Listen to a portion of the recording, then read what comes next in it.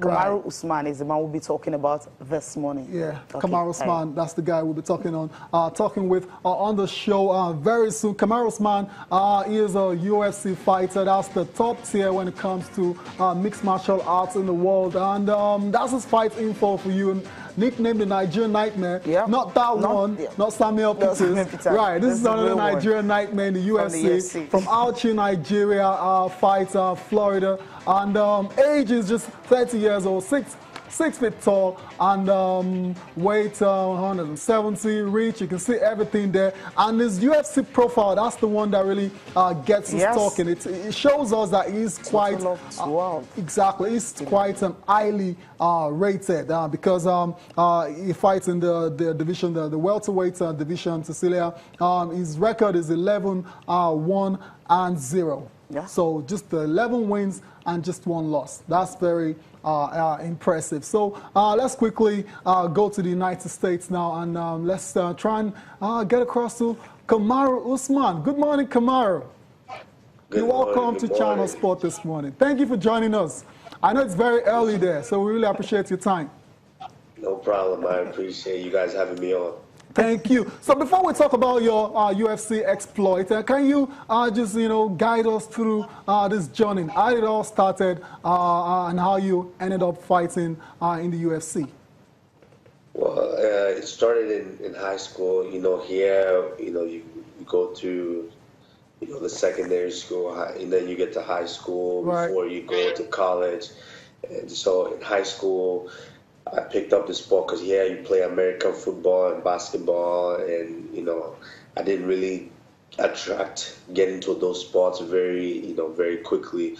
So I started doing wrestling, and after that I got a scholarship to college, wrestled in college, and then I wrestled a couple of years trying to pursue my Olympic dream.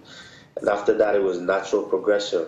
What was the next best thing for me to continue my athletic career, and fighting just became that for me, that outlet. And so, I decided to make the transition professionally, and 5 years later, it's history.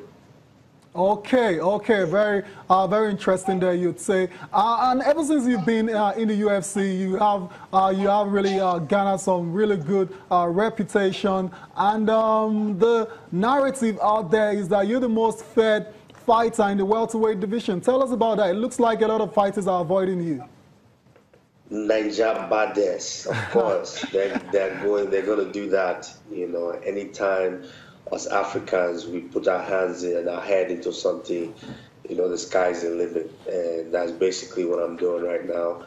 And now that people are starting to recognize that when they step inside, that cage with me, they don't really have a chance. And so, the rest is history. Guys don't want to fight me. That's what has become the narrative, these days. But eventually, I will continue to be successful as I've been, and I will become the welterweight champion. Hopefully, in 2018, I get that opportunity, and I will become the next welterweight champion. Right, that's the ultimate target at the end of the day. I mean, you're currently ranked 11th. How close do you think you are to fighting for the title? After this fight, they have assured me the next fight is going to be someone in the top 5. And based on the performance, the way I go out there and take care of that fight, then, within the next 2-3 fights, I should be fighting for that title. So by the end of 2018, Nigeria should expect a gold belt around my waist. Wow. Very lofty ambition, you'd say. Cecilia, my colleague, she has a couple of questions for you as well. I mean, you talked about the fact that you didn't really like other sport. What got you was mixed martial arts. I mean, why did you have to just go for that? What was the motivation behind it? Well, it wasn't that's what just got me. But in high school, I tried other sports. But here in America, American football, you have to be big. It takes a lot of big guys. And of course, in American basketball, you have to be tall. So I'm kind of in the middle. I'm 6 foot, 180, 90 pounds. you know, not too big for American football, and also not too tall for American basketball too. We have these successes that you should have. I have the work ethic and I have the drive, but, you know, I'm only blessed with certain gifts, you know, that athletically. And wrestling just happened to be that outlet for me. And in turn, after trying to achieve my Olympic dream, I decided that it was time to go and use my talents elsewhere where I will be making the appropriate compensation for what I do. Yeah, we know how competitive and how very interesting the Ultimate Fighting Championship can be, you know, when it comes to the US. Take us through your next opponent. I mean, how much you know about him, when the fight is going to be, and how ready and prepared you are for this particular fight. Yes, my next opponent is going to be Emil Meek, is what they call him, Emil Weber Meek, and he's a big name in Norway, Sweden, you know, those countries on that side. And, you know, he's a tough guy. He's a guy that's always going to be tough and bring the fight every time. But, you know, if you know anything about us, Nigeria, is that we don't fear nobody. And as I've mentioned before, Nigeria, we never carry last. So it doesn't matter how prepared he is.